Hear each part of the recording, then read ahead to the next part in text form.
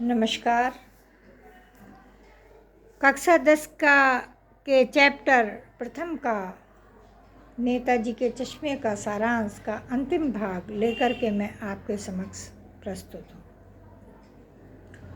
हवलदार साहब ने जब पान वाले से पूछा कि क्या कैप्टन चश्मे वाला नेताजी का साथी है या स्वतंत्रता का कोई सिपाही या स्वतंत्रता सेनानी, तो पान वाले ने बड़े मजाक से अभद्र उत्तर दिया कि अरे यह पागल है, पागल, यह लंगड़ा क्या जाएगा फौज में, जो हवलदार साहब को बिल्कुल अच्छा नहीं लगा।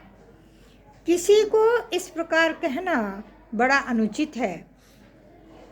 अब सामने से कैप्टन चश्मे वाला आ रहा था, हाथ में छोटी सी संदूक थी, बांस पर थोड़े से चश्मे लगे हुए, बांस के डंडे पर थोड़े से चश्मे लगे हुए, बूढ़ा व्यक्ति, कमज़ोर और पतला दुबला, गांधी टोपी लगाए हुए आगे बढ़ रहा था।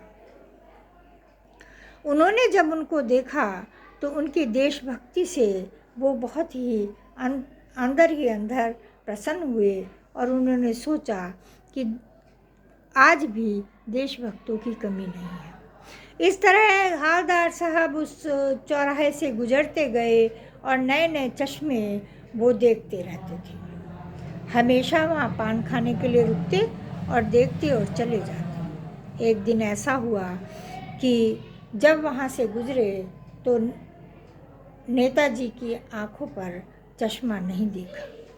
वो वहाँ रुके। उन्होंने पूछा पान वाले से कि आज नेताजी की आंखों पर चश्मा क्यों नहीं है। तो पान वाला अपने आंसू पूछने लगा और बड़ा उदास मन से उसने कहा कि साहब, कैप्टन चश्मे वाला अब इस दुनिया में नहीं है, अर्थात मर गया है। हवलदार साहब दुखी मन से अपने ड्राइवर से कहा जीप कि चलो, और जीप में जा कर के बैठ गए।